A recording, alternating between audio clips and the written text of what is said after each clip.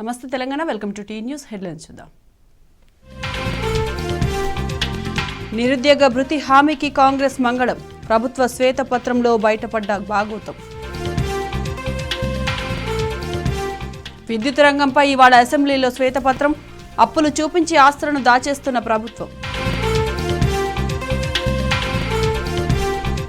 దొంగరాత్రి Rayalaseema project పనులు అడ్డుకోవాలని కృష్ణా బోర్డుకు రాష్ట్ర ప్రభుత్వం లేఖ. రాష్ట్ర వ్యాప్తంగా కొనసాగుతున్న ఆటో డ్రైవర్ల ఆందోళన. సర్కారుకు వ్యతిరేకంగా ధర్నాలు, ర్యాలీలు.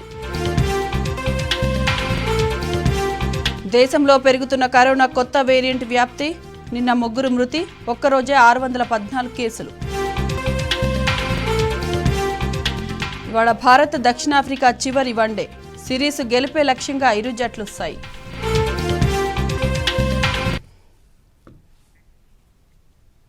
రాష్ట్ర విద్యుత్ రంగంపై ఇవాళ అసెంబ్లీలో చర్చ జరగనుంది. తెలంగాణ రాష్ట్రం ఏర్పాటైనప్పటి నుంచి కరెంటు నిరంతర సరఫరాకు ఎలాంటి చర్యలు తీసుకున్నారనే వివరాలతో శ్వేతపత్రాన్ని సభలో ప్రభుత్వం ప్రవేశపెట్టనుంది. విద్యుత్ ఉత్పత్తి సంస్థ జెన్కో, విద్యుత్ సరఫరా సంస్థ ట్రాన్స్కో, ఉత్తర, దక్షిణ తెలంగాణ విద్యుత్ పంపిణీ సంస్థ డిస్కంలకున్న రుణాలు, నష్టాలు, గత 9.5 ఏళ్లలో తీసుకున్న చర్యలను సభలో సర్కారు వివరించనుంది.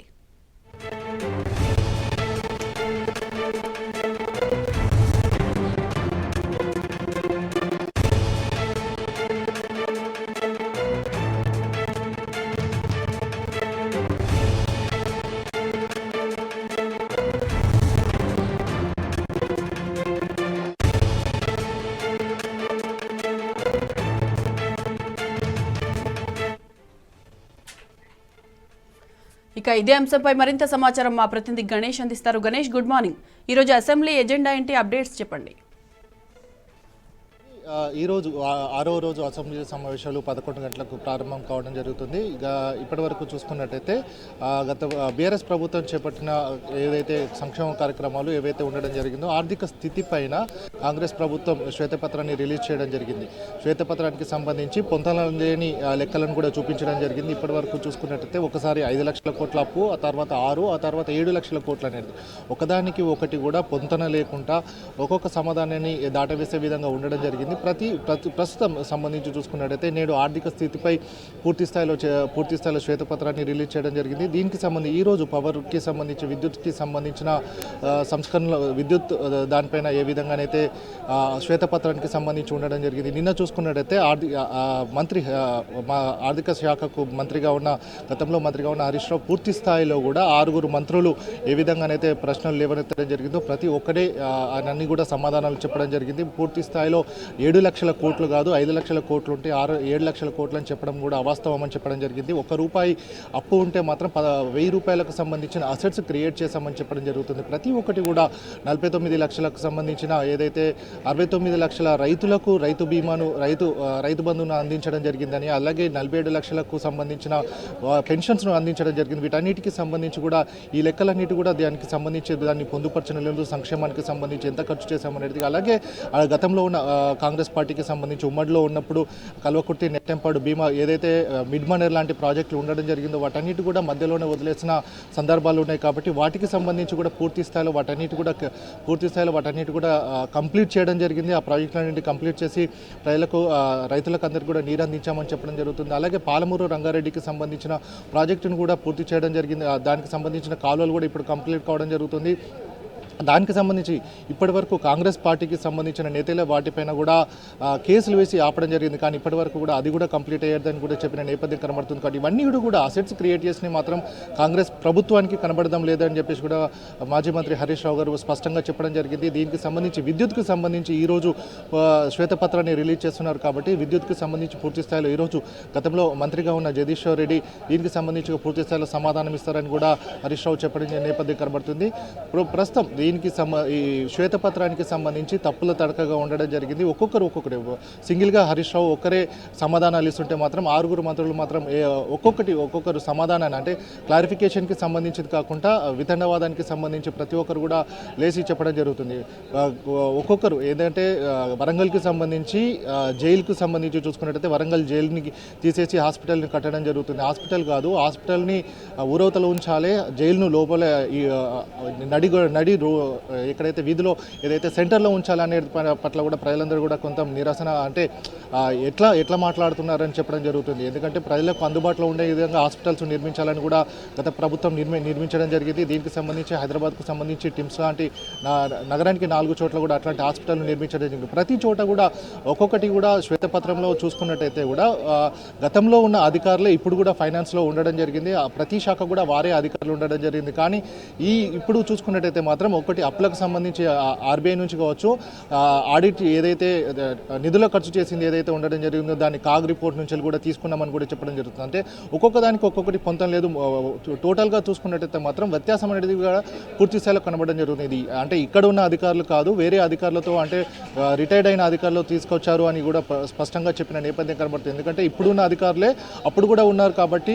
అలాగే బీఆర్ఎస్ ప్రభుత్వం అధికారంలో ఉన్నప్పుడు పూర్తి స్థాయిలో సంవత్సరానికి ప్రతి ఒక్క శాఖకు సంబంధించి కూడా ఏ విధంగా ఏమేమి చేసాము, సంక్షేమానికి ఎంత ఖర్చు చేసాము, ప్రతి ఒక్క డిపార్ట్మెంట్కి సంబంధించి కూడా శ్వేతపత్రం లాంటిది కాకుండా శ్వేతపత్రం అనుకోవచ్చు మనం పూర్తి స్థాయిలో ఆ ప్రభుత్వం ఆ శాఖకు సంబంధించి ఎంత ఖర్చు చేశామనేది కూడా చెప్పిన నేపథ్యం కనబడుతుంది. దానికి సంబంధించి బడ్జెట్ సమావేశాలు కావచ్చు, ప్రతి సమావేశాల్లో కూడా ఇప్పుడు ఉన్న మంత్రులు ఏదైతే బట్టి విక్రమార్క కావచ్చు, అలాగే శ్రీధర్ బాబు కావచ్చు, అట్లా వారే గతంలో కూడా అక్కడ ప్రతిపక్షంలో కూర్చున్నారు. వారు కూడా దానిపైన మాట్లాడడం జరిగిందని ప్రతి ఒక్క దానిపైన కూడా ప్రతిపక్ష సభ్యులు ఉన్నప్పుడు కూడా ఇదే మాట్లాడడం జరిగింది. అప్పుడు ప్రతి ఒక్కటి కూడా తాము చెప్పామని చెప్పడం జరుగుతుంది. కానీ ఇప్పుడున్న శ్వేతపత్రంలో ఉన్న లెక్కలు మాత్రం వాటికి భిన్నంగా ఉండడం జరిగింది.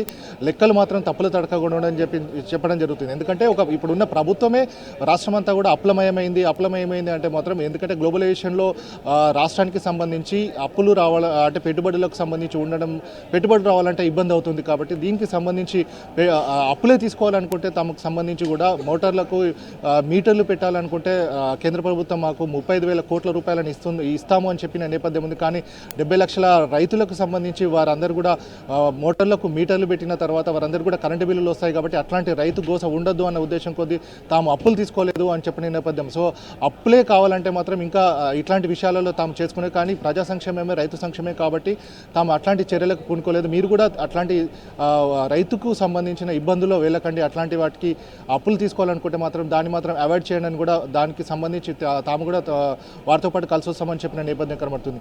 ఇప్పుడు సంబంధించి చూసుకున్నట్టయితే విద్యుత్కి సంబంధించి పూర్తి స్థాయిలో అప్పులు ఉన్నాయని చెప్పడం జరుగుతుంది. కానీ అటు చూసుకున్నట్టు దామరచర్ల కావచ్చు, ఏదైతే యాదాద్రి పవర్ ప్లాంట్కి సంబంధించి అవన్నీ కూడా ఇప్పుడు ప్రారంభానికి సిద్ధం కావడం జరిగింది. వాటన్నిటికి సంబంధించి కూడా ఇప్పటికీ గతంలో ఉన్న బీఆర్ఎస్ ప్రభుత్వం అన్నిటి కూడా దానిపైన పెట్టుబడి పెట్టడం జరిగింది. ఇప్పుడు అన్నిటి కూడా ప్రారంభానికి రావడం జరిగింది. కాబట్టి అసెట్ క్రియేషన్ అనేది రావడం జరుగుతుంది. ప్రతి ఒక్క దాన్ని కూడా అప్పు అని చూడొద్దు, అవన్నీ కూడా ఇప్పుడు అసెట్స్ క్రియేట్ అయినాయి. కాబట్టి అప్పుడు తాము ₹1 ఖర్చు పెట్టాం కాబట్టి ఇప్పుడు ₹1000 వరకు కూడా దాన్ని అసెట్ క్రియేట్ అయిందని చెప్పడం నేపథ్యం కనబడుతుంది. కాబట్టి ప్రతిదీ అప్పుగానే చూపించారు. కాబట్టి తాము ఎంతవరకు దానిపైన వచ్చే రెవెన్యూ కావచ్చు, దానిపైన వచ్చే అసెట్ అనేది మాత్రం చూపించలేదని కూడా స్పష్టంగా చెప్పిన నేపథ్యం కనబడుతుంది. కాబట్టి 6 మంత్రులు మాట్లాడినప్పటికీ కూడా ఒకే ఒకరు మాజీ మంత్రి హరీష్ రావు స్పష్టంగా ఒక్కొక్కటి ప్రతి దానికి కూడా సమాధానం చెప్పడం జరిగింది.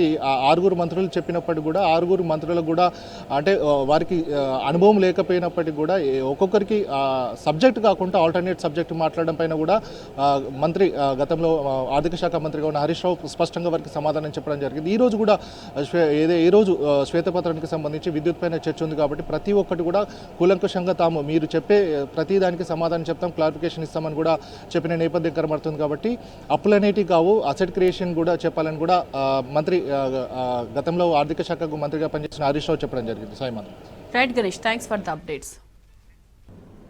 తెలంగాణను అప్పుల్లో ముంచారంటున్న కాంగ్రెస్ ప్రభుత్వానికి విపక్ష బీఆర్ఎస్ మూతోడు జవాబిచ్చింది. కేసీఆర్ 10 ఏళ్ల పాలనలో సాధించిన ప్రగతి, సృష్టించిన ఆస్తులపై సమగ్ర నివేదికను విడుదల చేసింది. సంపద సృష్టించి అభివృద్ధి, సంక్షేమ కార్యక్రమాలకు పంచిన లెక్కల వివరాలతో హస్తం పార్టీకి దిమ్మ తిరిగే సమాధానమిచ్చింది గులాబీ పార్టీ. రాష్ట్రాన్ని అప్పుల్లో ముంచారన్న కాంగ్రెస్ ప్రభుత్వానికి విపక్ష బీఆర్ఎస్ స్ట్రాంగ్ కౌంటర్ ఇచ్చింది. బుధవారం రాష్ట్ర శాసనసభలో కాంగ్రెస్ ప్రభుత్వం విడుదల చేసిన శ్వేతపత్రానికి ధీటుగా సమాధానమిస్తూ గడిచిన 9.5 ఏళ్లలో సాధించిన ప్రగతి, సృష్టించిన ఆస్తుల వివరాలతో కూడిన సమగ్ర నివేదికను విడుదల చేసింది. భారీగా రోడ్లు, భవనాలు నిర్మించినట్టు, పెద్ద ఎత్తున పెట్టుబడులను రాబట్టడం ద్వారా భారీగా ఉద్యోగ అవకాశాలను సృష్టించినట్టు నివేదికలో తెలిపారు. గతంలో ఎన్నడూ లేని విధంగా రాష్ట్రంలో అభివృద్ధి సంక్షేమ కార్యక్రమాలను అమలు చేసినట్టు స్పష్టం చేశారు.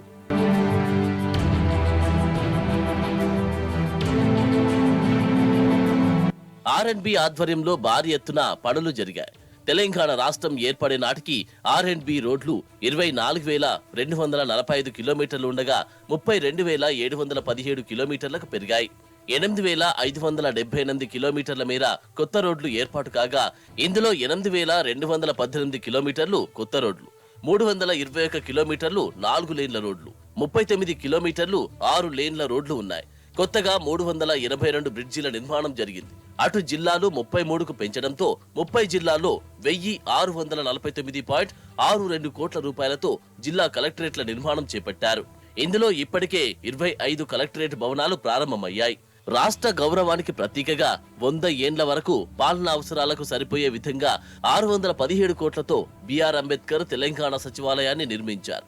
28 ఎకరాల్లో 7 అంతస్తుల్లో 7 లక్షల చదరపు అడుగుల విస్తీర్ణంలో దీని నిర్మాణం జరిగింది. అటు అంబేద్కర్ కు గౌరవ సూచకంగా 146.50 కోట్లతో రాజధాని నడిబొడ్డున 125 అడుగుల ఎత్తైన అంబేద్కర్ విగ్రహాన్ని నిర్మించారు. అలాగే తెలంగాణ అమరవీరుల స్మారకాన్ని 3 ఎకరాల విస్తీర్ణంలో 178 కోట్ల ఖర్చుతో నిర్మించారు. 150 అడుగుల స్మారకంలో 20 అడుగుల దీపాన్ని ఏర్పాటు చేశారు.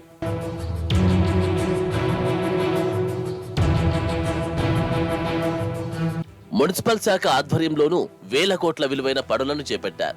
2014 ముందు 52 మున్సిపాలిటీలు 6 కార్పొరేషన్లు ఉండగా మున్సిపాలిటీల సంఖ్య నేడు 128కి, కార్పొరేషన్లు 13కు పెరిగాయి. జీహెచ్ఎంసీలో చెత్త సేకరించే వాహనాలు 2014లో 2,548 మాత్రమే ఉండగా ప్రస్తుతం వీటి సంఖ్య 4,713కు పెరిగింది. చెత్త సేకరణ కూడా గతంలో రోజుకు 2,675 టన్నులు ఉండగా నేడు అది 4,356 టన్నులకు పెరిగింది.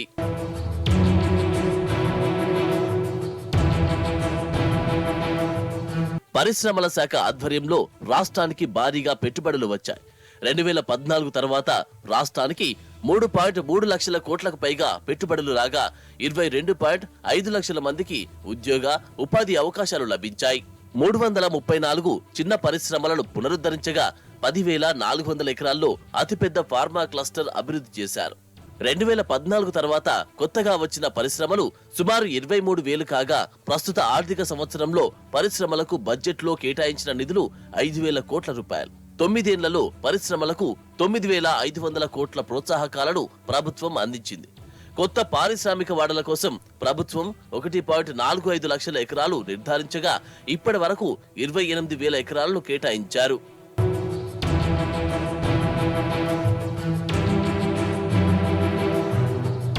పేదలకు నాణ్యమైన విద్యను అందించేందుకు కేసీఆర్ సర్కారు కృషి చేసింది.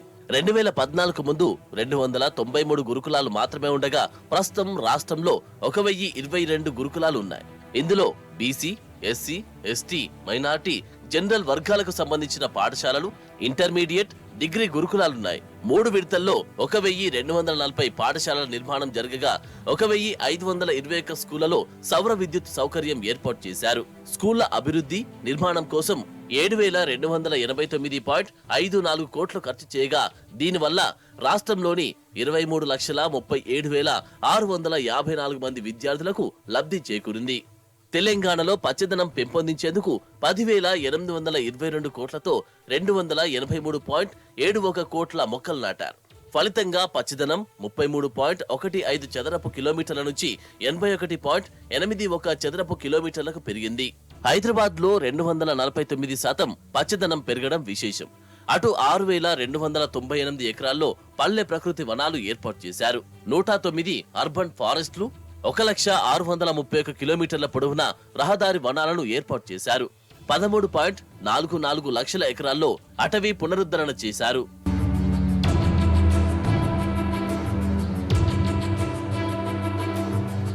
ఆరోగ్య తెలంగాణ కోసం బీఆర్ఎస్ సర్కార్ భారీగా ఖర్చు చేసింది. 2014లో రాష్ట్రంలో 17,400 బెడ్స్ ఉండగా నేడు వాటి సంఖ్య 34,000కు పెరిగింది.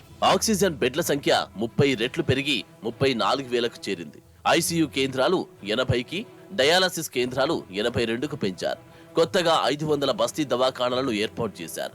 అల్వాల్, ఎర్రగడ్డ, గడ్డి అన్నారంలో 1000 పడకల చొప్పున, గచ్చిబౌలిలో 1261 బెడ్లతో టిమ్స్ లను అభివృద్ధి చేశారు. 1571 కోట్లతో నిమ్స్ ను 2000 పడకలకు విస్తరిస్తున్నారు. అటు వరంగల్లో 3779 కోట్లతో 15 ఎకరాల్లో 24 అంతస్తుల్లో 2000 పడకల సూపర్ స్పెషాలిటీ హాస్పిటల్ అభివృద్ధి చేస్తున్నారు. అలాగే మెడికల్ కాలేజీలను 3 నుంచి 33కు, ఎంబీబీఎస్ సీట్లను 2850 నుంచి 8515కు, ప్రభుత్వ ఎంబీబీఎస్ సీట్లను 850 నుంచి 3915కు పెంచారు.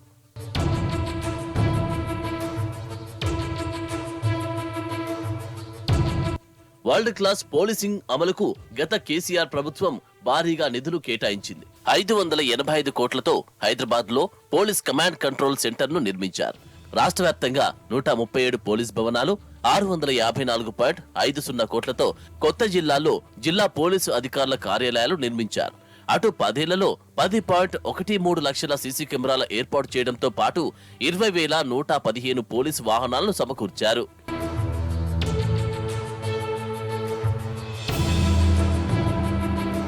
గత బీఆర్ఎస్ ప్రభుత్వం సంక్షేమానికి పెద్దపీట వేసింది.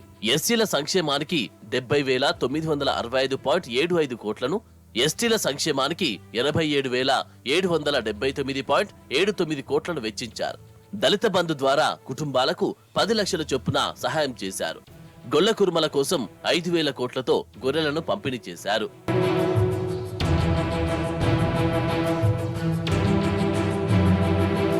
రైతు సంక్షేమం కోసం భారీగా నిధులను వెచ్చించింది గత కేసీఆర్ సర్కార్.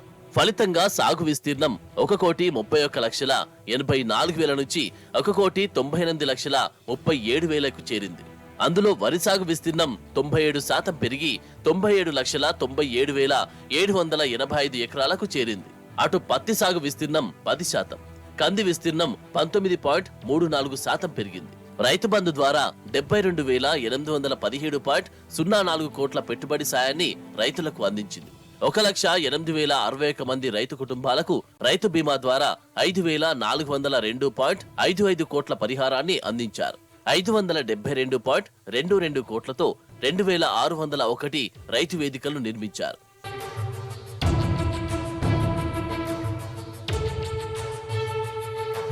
ప్రపంచంలోనే అతిపెద్ద లిఫ్ట్ ఇరిగేషన్ ప్రాజెక్టును తెలంగాణ తొలి సర్కార్ నిర్మించింది.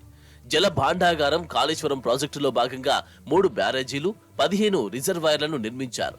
దీంతో కొత్తగా 7,27,968 ఎకరాల భూమి సాగులోకొచ్చింది. సాగునీటి విస్తీర్ణం 137% పెరిగింది. అటు ఉమ్మడి మహబూబ్ నగర్, రంగారెడ్డి జిల్లాల కోసం 35,000 కోట్లతో పాలమూరు, రంగారెడ్డి ఎత్తిపోతల పథకాన్ని చేపట్టారు.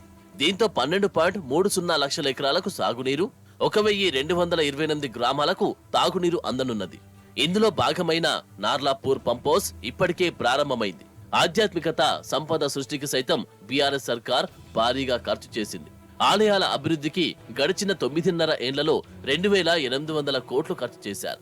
యాదాద్రి పునర్నిర్మాణానికి 1,200 కోట్లు వెచ్చించారు. కేంద్రంలోని బీజేపీ సర్కార్ కొత్త రాష్ట్రానికి ఇసుమంతైనా సహకరించలేదు. కేంద్రం నుంచి తెలంగాణకు మొత్తం 1,43,061 కోట్లు రావాల్సి ఉన్నది.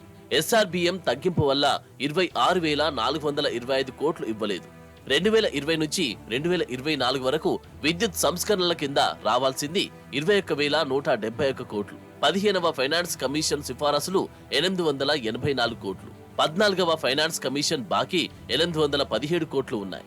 అటు స్టేట్ సెక్టార్ స్పెసిఫిక్ కింద 15వ ఫైనాన్స్ కమిషన్ 5,374 కోట్లు. పన్నుల్లో వాటా 41% కరెక్టుగా ఇచ్చి ఉంటే 44,052 కోట్లు కేంద్రం నుంచి రావాల్సి ఉండే. ఏపీ నుంచి విద్యుత్ బకాయిలు 17,828 కోట్లు రావాల్సి ఉన్నది. 2014-2015లో ఏపీకి మళ్లించిన సిఎస్ఎస్ నిధులు 495 కోట్లు ఉన్నాయి. విభజన చట్టం ప్రకారం రావాల్సిన ప్రత్యేక నిధులు 1,800 కోట్లు కాగా, మిషన్ భగీరథకు 19,205 కోట్లు, మిషన్ కాకతీయకు 5,000 కోట్లు ఇవ్వాలని నీతి ఆయోగ్ సిఫారసు చేసింది. మొత్తంగా రాష్ట్రానికి 1,43,061 కోట్లు రావాల్సి ఉంది. కాగా మిషన్ భగీరథ కోసం రాష్ట్ర ప్రభుత్వం 27,838 కోట్ల రుణం సేకరించింది. ఇందులో అసలు, వడ్డీ చెల్లించగా ఇంకా 20,200 కోట్లు మాత్రమే పెండింగ్ లో ఉంది. శ్వేతపత్రం పేరుతో కాంగ్రెస్ చేసిన డ్రామా రివర్స్ అయింది. తప్పుల తడకగా విడుదల చేసిన శ్వేతపత్రంలో కాంగ్రెస్ సెల్ఫ్ గోల్ చేసింది. కాంగ్రెస్ చేసిన తప్పులను హరీష్ రావు, అక్బరుద్దీన్ ఎత్తి చూపడంతో కనీసం సమాధానం చెప్పలేక ఆ పార్టీ నేతలు చేతులెత్తేశారు. హరీష్ రావు ప్రశ్నలకు ఆన్సర్ లేకపోవడంతో రాజకీయ విమర్శలకు దిగి మమ అనిపించారు కాంగ్రెస్ నేతలు.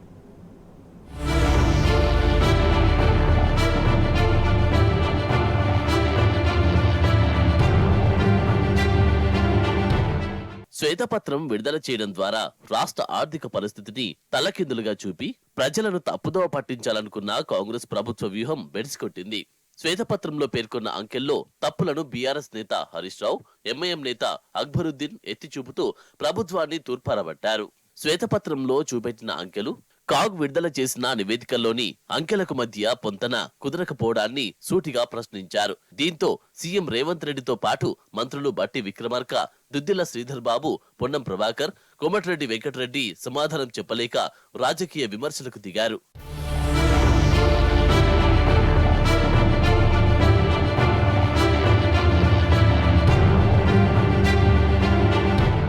ఉమ్మడి ఆంధ్రప్రదేశ్ ఏర్పడినప్పటి నుంచి తెలంగాణ ఏర్పాటు వరకు ఆర్థిక అంశాలపై పరస్పర విభిన్నమైన అంకెలను ప్రదర్శించిన కాంగ్రెస్ ప్రభుత్వం వాటిని గట్టిగా సమర్థించుకోవడంలో విఫలమైంది. ప్రత్యేక రాష్ట్రం ఏర్పాటు నాటికి అనేక కమిటీల నివేదికలను ఔపోసాన పట్టిన హరీష్ రావు స్పష్టంగా సూటిగా నివేదికల్లోని అంశాలను బయటపెట్టడంతో కాంగ్రెస్ నేతలు తెల్లముఖాలేశారు. మంత్రులు, ఎమ్మెల్యేల అనుభవాలేమీ కొట్టొచ్చినట్టు కనిపించింది. ఇటు అంకెల్లో అటు విమర్శలు చేయడంలో, ప్రతిపక్షాల ప్రశ్నలకు సమాధానాలు చెప్పడంలో అధికార పక్షం పూర్తిగా వెనుకబడింది. ఒక్కో ప్రశ్నకు సమాధానం కోసం వెతుక్కునే క్రమంలో రాజకీయ విమర్శలకు దిగారు.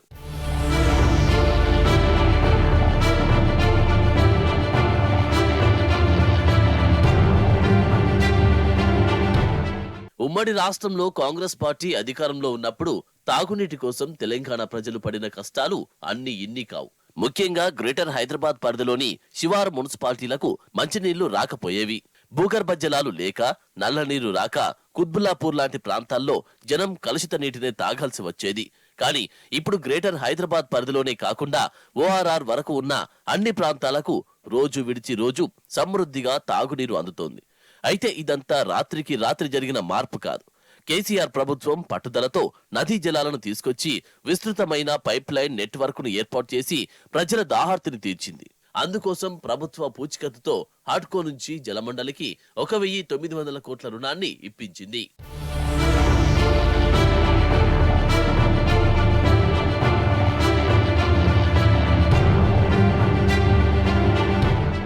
రాష్ట్ర ఆర్థిక పరిస్థితిపై రేవంత్ రెడ్డి ప్రభుత్వం అసెంబ్లీలో ప్రవేశపెట్టిన శ్వేతపత్రంలోని అప్పుల్లో ఇది ఒక భాగమే. అంతేకాకుండా జలమండలి ద్వారా చూపిన అప్పుల్లో దీంతో పాటు ఉమ్మడి రాష్ట్రంలో కాంగ్రెస్ ప్రభుత్వం చేసిన అప్పులు సైతం ఉన్నాయి. అయినప్పటికీ ఇవన్నీ కేసీఆర్ ప్రభుత్వం చేసిన అప్పులేనని, అవి తెలంగాణకు గుదిబండగా మారాయని ప్రజలను మభ్యపెట్టేందుకు రేవంత్ సర్కార్ ప్రయత్నించింది. వాస్తవంగా చూస్తే జలమండలి ద్వారా చేసింది అప్పు కాదని, ప్రజలకు అందించిన సుజలమని స్పష్టమవుతుంది. ఉమ్మడి రాష్ట్రంలో ఏ ప్రభుత్వము జలమండలిని పట్టించుకున్నా దాఖలాలే లేవు. ఫలితంగా ఆ సంస్థ ఏటా అప్పుల్లో కూరుకుపోయేది. కానీ తెలంగాణ ఆవిర్భావం తర్వాత కేసీఆర్ ప్రభుత్వం జలమండలికి పుష్కలంగా బడ్జెట్ కేటాయింపులు జరిపింది. గత 9.5 ఏళ్లలో జలమండలి ద్వారా 10,000 కోట్లతో అభివృద్ధి పనులు చేపట్టినప్పటికీ అందులో రుణంగా తీసుకున్నది కేవలం 1900 కోట్లు మాత్రమే. మిగిలిన మొత్తాన్ని కేసీఆర్ ప్రభుత్వమే బడ్జెట్ కేటాయింపుల ద్వారా సమకూర్చింది. దీంతో పాటు గత 3 ఏళ్ల నుంచి గ్రేటర్ హైదరాబాద్ పరిధిలోని నిరుపేద కుటుంబాలకు నెలకు 20,000 లీటర్ల చొప్పున ఉచితంగా మంచినీరు సరఫరా చేసేందుకు కేసీఆర్ ప్రభుత్వం ఏటా 300 కోట్ల చొప్పున జలమండలికి అందించింది.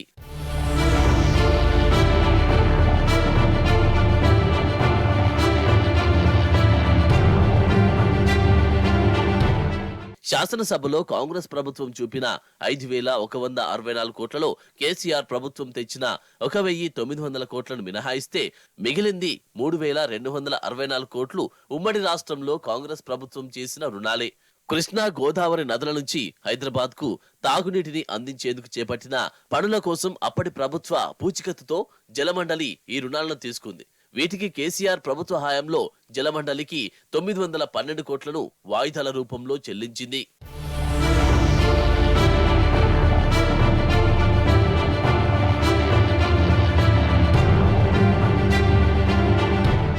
కొత్త ప్రభుత్వం ఏర్పడిన తర్వాత అసెంబ్లీ కార్యకలాపాల్లో శ్వేతపత్రం విడుదల చేయడమే ఇప్పటి వరకు అతిపెద్ద సంఘటన.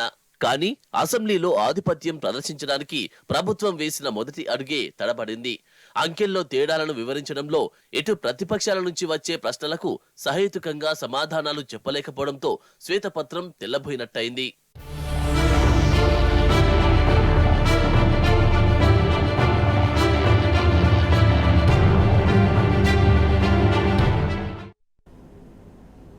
రాష్ట్ర ప్రభుత్వ తీరును తప్పుబట్టారు ఎమ్మెల్యే హరీష్ రావు. శ్వేతపత్రం తప్పుల తడకగా ఉందని మండిపడ్డారు. 7 లక్షల కోట్ల అప్పు ఉందనేది పూర్తిగా అవాస్తవమని తేల్చారు. 5 లక్షల కోట్ల అప్పును 7 లక్షల కోట్లుగా పెంచి చూపారని ఆగ్రహం వ్యక్తం చేశారు. వచ్చే 3 నెలల అప్పులను కూడా కలిపి చెప్పే ప్రయత్నం చేశారని ఫైర్ అయ్యారు. అప్పులు చెప్పారు కానీ ఆస్తుల విలువ చెప్పలేదంటూ ప్రభుత్వాన్ని హరీష్ రావు నిలదీశారు. పూర్తిగా సభను పక్కదో పట్టించే ప్రయత్నం చేసినారు, సత్యదూరమైన విషయాలు చెప్పే ప్రయత్నం చేసినారు. నేను మీ బుక్లో నుంచే చెప్తున్నాను, నేనేం నా కొత్త సొంత కవిత్వం చెప్తలేను, ఫిగర్స్ చెప్తలేను. Please take page number 20, table number 9. ఇప్పుడు ఇక్కడ ఇందులో మీరు ఏం చెప్పినారంటే కన్వీనియంట్గా 7 లక్షల కోట్ల రూపాయల అప్పులు ఉన్నాయని చెప్పి ఒక సత్యదూరమైనటువంటి విషయాన్ని చెప్పి ఇదంతా కూడా రాష్ట్ర ప్రభుత్వ అప్పుగా చెప్పే ప్రయత్నం చేసినారు. ఇది పూర్తిగా సత్యదూరమైనటువంటి విషయం. అయితే అధ్యక్ష మీరు చదవండి, మీరు చెప్పిందే చదువుతున్నాను.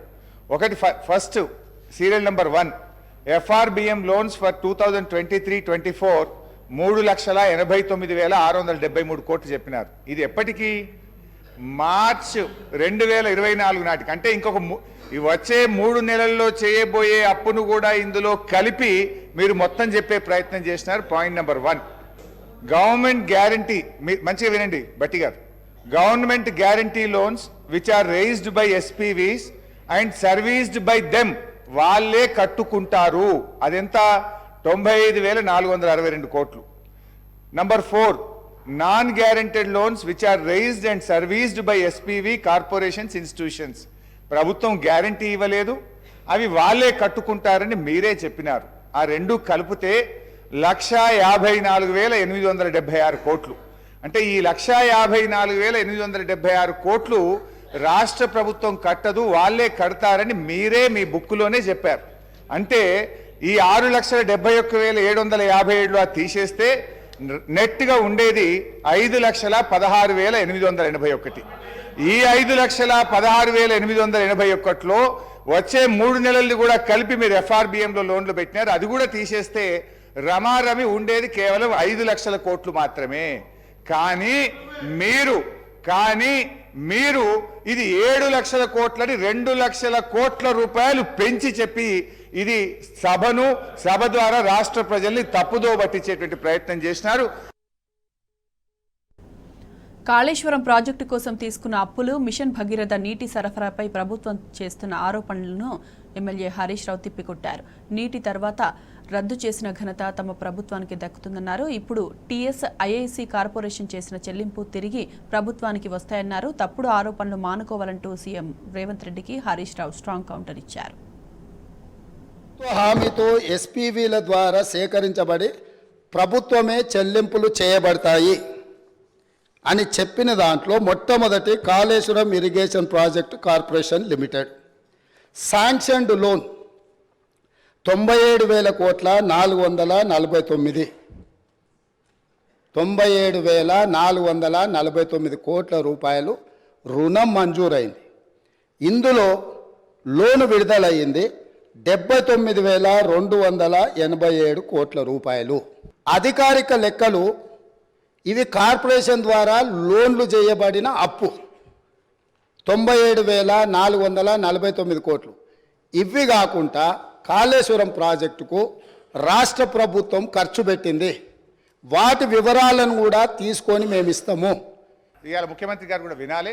నేను అఫ్కోర్స్ వాడిని తప్పనను, కొత్తగా ముఖ్యమంత్రి అయినట్టు టైం పడుతుంది విషయాలు తెలుసుకోవడానికి, నేను తప్పనట్లేదు. అయితే అధ్యక్ష, ముఖ్యమంత్రి గారు మీ ద్వారా గౌరవ సభానాయకుడి దృష్టికి తీసుకుపోతున్న ఏంటంటే అధ్యక్ష, కాళేశ్వరం కార్పొరేషన్లో కేవలం కాళేశ్వరం ప్రాజెక్టుకే రుణాలు తీసుకోలేదు అధ్యక్ష, పాలమూరు లిఫ్ట్ ఇరిగేషన్కు కూడా కాళేశ్వరం కార్పొరేషన్ ద్వారా తీసుకున్న రుణాలను ఖర్చు పెట్టాము. It's not that Kaleshwaram corporation తీసుకున్న అప్పంతా కాళేశ్వరంకే ఖర్చు పెట్టారని ముఖ్యమంత్రి గారు చెప్పారు. ఇది సత్య దూరమైంది నంబర్ 1. నంబర్ 2, నేను అంచనాలు అనలేదు. ఖర్చు పెట్టిందే 83 వేల కోట్లు దాటకపోతే 1,00,000 కోట్ల రూపాయల అవినీతి జరిగిందని మా మీద బురద జల్లారు అని నేను చెప్పాను. ఖర్చు పెట్టింది అన్నారు, దాని ముఖ్యమంత్రి గారు అంచనాలు అన్నారు. మిషన్ భగీరథ మీద కూడా ఈరోజు మేము ఇంటింటికి నల్లాలు ఇచ్చినాం. అసలు మీరు పుట్టినప్పుడు ఇటు ఉన్నోళ్ళని అందరిని అడుగుతున్నా, వారిని కూడా అడుగుతున్నా. 2014 కంటే ముందు మనం మంచినీళ్ళు తాగలేదా అధ్యక్ష? గోదావరి జలాలను మన ఇంట్లల్లో నల్ల ద్వారా ఇచ్చి మన జీవితాలు ధన్యమైనట్టు, అదేదో వీళ్ళు అద్భుతం చేసినట్టు, అదేదో ఉచితంగా ఇస్తున్నట్టు, ఈ ఉచితంగా ఇవ్వడం ద్వారా తెలంగాణనే దేశానికి నెంబర్ 1గా ఆదర్శంగా ఉన్నట్టు ఈ సభలో నించొని బయట రాజకీయ ఉపన్యాసాలు ఏమి ఇచ్చుకున్నా మనకేం అభ్యంతరం లేదు అధ్యక్ష. కానీ సభను మిస్లీడ్ చేసే విధంగా శాసనసభ వ్యవహారాల శాఖ మంత్రిగా గతంలో పనిచేసి ఆ అనుభవాన్నంతా ఉపయోగించి సత్యదూరమైన వార్తలు ఇక్కడ చెప్పడానికి ప్రయత్నం చేస్తున్నాడు. మేము మంచినీళ్లు రాష్ట్ర ప్రజలకు ఉచితంగా, ఈ రాష్ట్ర ప్రజలకు గత 3.5-4 సంవత్సరాలుగా మిషన్ భగీరథ పూర్తి చేసిన తర్వాత త్రాగునీరు ఇచ్చాం. గత ప్రభుత్వం నీటి తీరువ నాగార్జున సాగర్ ప్రాజెక్ట్ కింద ఎస్ఆర్ఎస్పి కింద నీటి తీరువ వసూలు చేస్తే మేము ₹1 కూడా తీసుకోకుండా ఉచితంగా సాగునీళ్ళు అందించిన మా విధానం రాష్ట్ర ప్రజలకు తెలుసు అధ్యక్ష. అంటే ఈరోజు ఏ కార్పొరేషన్ల ద్వారా లోన్లు తెచ్చినా పర్టికులర్గా వారు టీఎస్ఐఐసికి సంబంధించిన నిధులు మేము చెల్లించాల్సిన అవసరం లేదు, ప్రభుత్వానికి సంబంధం లేదు, వాళ్ళే చెల్లిస్తారనేది అయితే చెప్పిండో వారు సత్యదూరమైన అంశాలను ఇక్కడ ప్రస్తావించారు. టీఎస్ఐఐసి విషయంలో ముఖ్యమంత్రి గారు అన్నారు ఇవాళ రాష్ట్ర ప్రభుత్వమే కడుతుంది. ఎస్ అధ్యక్ష, టెంపరీగా మనం కట్టినా, ఇప్పుడు ఉదాహరణకు మేము ఏం చేసినాం, ఆ డబ్బులు నిమ్స్కులో ల్యాండ్ ఎక్విజిషన్కు, ఫార్మాసిటీలో ల్యాండ్ ఎక్విజిషన్కు ఆ డబ్బులు ఖర్చు పెట్టినాం. ఒకసారి ఇండస్ట్రియలిస్టులకు ఫార్మాసిటీలో భూమిలు కేటాయించిన, నిమ్స్లో ఇండస్ట్రియలకు భూమి కేటాయించిన తర్వాత డబ్బులు వస్తాయి టీఎస్ఐసికి, then they will give it back to the government. ఇది ఒక పాలసీ అధ్యక్ష. సో ముఖ్యమంత్రి గారు ఇలా మమ్మల్ని దబాయించాలని చూడడం కరెక్ట్ కాదు. నిరుద్యోగ భృతి పేరుతో అధికారంలోకి వచ్చిన కాంగ్రెస్ ప్రభుత్వం అప్పుడే మాట మార్చింది. ఎన్నికల ప్రచారంలో నిరుద్యోగ భృతి ఇస్తామన్న కాంగ్రెస్ నేతలు ఇప్పుడు మేము ఆ హామీనే ఇవ్వలేదని యువతను దగా చేస్తున్నారు.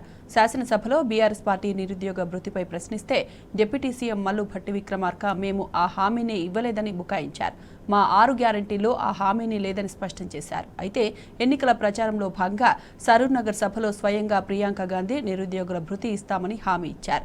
ఏకంగా ₹4,000 భృతి ఇస్తామని సభలో ప్రకటించారు. ప్రస్తుతం మల్లు భట్టి విక్రమార్క వ్యాఖ్యలతో నిరుద్యోగులకు కాంగ్రెస్ ప్రభుత్వం హ్యాండ్ ఇచ్చినట్టు తెలిసిపోయింది. ఎప్పుడు ఇస్తారని అడుగుతూ ఉన్నాడు మిత్రుడు. మేము నిరుద్యోగ భృతి 6 గ్యారంటీల్లో కానీ మేము దీంట్లో కానీ మేము చెప్పలేము. మేము ఉద్యోగాలు ఇస్తామని చెప్పాం. మీరు మళ్ళీ ఒకసారి కావాలంటే వెరిఫై చేసుకొని మాట్లాడండి. बेरोजगार युवाओं के लिए हर महीने 4,000 रुपए बेरोजगारी भत्ता हम कह रहे हैं देंगे. हम ये निर्णय ले रहे हैं कि आपको मिलेगा और ये हम पूरा प्रयास करेंगे कि जल्दी से जल्दी अगर सरकार बने तो ये काम शुरू होगा. బీఆర్ఎస్ హయాంలో వేల కోట్లతో వైద్య విద్యా రంగాలను అభివృద్ధి చేశామన్నారు మాజీ ఎమ్మెల్యే వినయ్ భాస్కర్. మంత్రి కొండా సురేఖ మాటలతో ప్రజలు ఆందోళన చెందుతున్నారన్నారు. తొందరలోనే కాంగ్రెస్ ప్రభుత్వ తీరు ప్రజలకు అర్థమవుతుందన్నారు. రాష్ట్రంలోని ఆటో కార్మికులు కష్టాల్లో ఉన్నారని ప్రభుత్వం ఆదుకోవాలని కోరుతున్న వినయ్ భాస్కర్తో మా ప్రతినిధి Ravikanth face to face. Assembly సాక్షిగా వరంగల్లో నిర్మిస్తున్న మల్టీ స్పెషాలిటీ ఆసుపత్రి పైన మంత్రి కొండా సురేఖ గారు కొన్ని కీలక వ్యాఖ్యలు చేశారు. అసలు ఆసుపత్రి ఇక్కడ ఉండాల్సిన అవసరం లేదు, సెంట్రల్ జైలు స్థానంలో ఆసుపత్రిని ఎందుకు తీసుకొచ్చారనే కొన్ని కీలక వ్యాఖ్యలు చేశారు. కమిషన్ల కోసమే అక్కడ ఆసుపత్రి బీఆర్ఎస్ హయాంలో మొదలు పెట్టారని చెప్పిన సందర్భాన్ని మనం చూస్తున్నాము ఇవాళ అసెంబ్లీ సాక్షిగా. సరే, వాళ్ళ మీరు ఏం చెప్తారు? చీఫ్ విప్ పనిచేశారు, నగరానికి పెద్ద ఎత్తున తలమానికంగా, రాష్ట్రానికి తలమానికంగా తలపెట్టిన బీఆర్ఎస్ హయాంలోని ఆసుపత్రి పట్ల వాళ్ళ మంత్రి కొండా సురేఖ గారు చేసిన వ్యాఖ్యలు ఎట్లా చూస్తున్నారు? మీరు చూసినట్లయితే కేవలం కొండ సురేఖ గారి వ్యాఖ్యలు కాదండి, ఈరోజు తెలంగాణ ప్రజలందరూ కూడా గమనిస్తున్నారు. గాంధీ మార్గంలో సాధించినటువంటి తెలంగాణ రాష్ట్రాన్ని అంబేద్కర్ గారి ఆలోచన విధానంతో భారత రాజ్యాంగంలో పొందుపరిచినటువంటి 2 ప్రాథమిక హక్కులైనటువంటి విద్యా, వైద్యం పైన గత ప్రభుత్వం కేసీఆర్ గారు ఎంత ప్రాముఖ్యతనిచ్చింది, ఎంత ప్రాధాన్యత ఇచ్చింది, ఎన్ని వేల కోట్ల నిధులు ఈ 2 రంగాలకు ఇచ్చిండ్రో ప్రజలందరూ కూడా గమనిస్తున్నారు. ఆ ఫలాలన్నీ కూడా మరి పేద ప్రజలు వైద్య సేవల ద్వారా అందుకుంటున్నారు. ఈరోజు కేవలం తెలంగాణ రాష్ట్రమే కాదు, జిల్లా కాకుండా దేశానికి ఒక తలమానికంగా ఉండాలని చెప్పి ఇటు ఎంజిఎం అటు కేఎంసీ మధ్యలో మరి పురాతనమైనటువంటి 100 ఏళ్ల క్రితం బ్రిటిష్ కట్టించినటువంటి సెంట్రల్ జైల్, మరి దాన్ని శిథిలావస్థలో ఉందని చెప్పి దాన్ని తొలగించి ఈరోజు బ్రహ్మాండంగా 24 అంతస్తులతోని 1100 కోట్లతోని మల్టీ స్పెషాలిటీ ఆసుపత్రి, అంటే పేదవానికి అన్ని రంగాలు, హైదరాబాద్ పోకుండా ఇతర పెద్ద నగరాలకు పోకుండా ఈ వరంగల్ జిల్లా ప్రజలకే కాకుండా చుట్టుపక్కల ఉన్నటువంటి పేద ప్రజలకు అందరూ కూడా వైద్య సేవలు అందించాలని చెప్పి ఒక బృహత్తమైనటువంటి ఒక మంచి కార్యక్రమం, మంచి ఆలోచనతోని మరి కేసీఆర్ గారి నాయకత్వంలో ఆ ప్రభుత్వ ఆసుపత్రి నిర్మాణం చేస్తుంటే మరి జైలుని ఎందుకు గులగొట్టినరు, ఈ ఆసుపత్రి ఎందుకు నిర్మాణం చేసిండ్రు అని చెప్పి మరి పొంతం లేని మరి ప్రశ్నలతోని ఈరోజు అంటుంటే మరి ఇంత అనుభవం ఉన్నటువంటి మరి ఒక శాసనసభ్యురాలుగా ఒక మంత్రి హోదాలో ఇటువంటి ప్రకటనలు చేసి మరి అసెంబ్లీ సాక్షిగా ఈ ప్రశ్నలు చేస్తుంటే ప్రజలందరూ కూడా, ముఖ్యంగా వరంగల్ జిల్లా ప్రజలందరూ కూడా నవ్వుకుంటున్నారు, బాధపడుతున్నారు, ఆవేదన చెందుతున్నారు, ఆందోళన చెందుతున్నారు. వారికి ఒక్కటే ఆందోళన ఏంటంటే ఇంత నిర్మాణం గత ప్రభుత్వం మరి నిర్మాణం చేసి ఈరోజు మరి దాన్ని ఏమైనా మధ్యలో ఆపుతారా, దానికి ఇంకేమైనా ఆటంకం పరుస్తారని చెప్పి పేద ప్రజలందరూ కూడా ఆందోళన చెందుతున్నారు. మరి ఇటువంటి మరి కార్యక్రమాలు అంటే ప్రజా వ్యతిరేక నిర్ణయాలు తీసుకొని ఈరోజు మరొక్కసారి తెలంగాణ ప్రజలు దగా చేయాలని చూస్తే ప్రజలు క్షమించారని ఈ కాంగ్రెస్ ప్రభుత్వ నాయకులకు, కాంగ్రెస్ నాయకులను కాంగ్రెస్ మాత్రమే హెచ్చరిస్తారు. మరికొన్ని ఆరోపణలు చేశారు. వాళ్ళ కృష్ణా జిల్లాలను ఆంధ్రాకు అమ్ముకున్నారన్నారు. కృష్ణా జిల్లాలు తెలంగాణ భూములకు బారా, తెలంగాణ ప్రజలకు సంబంధించి తాగునీటిగా ఉపయోగించారా, ఏం చెప్తారు?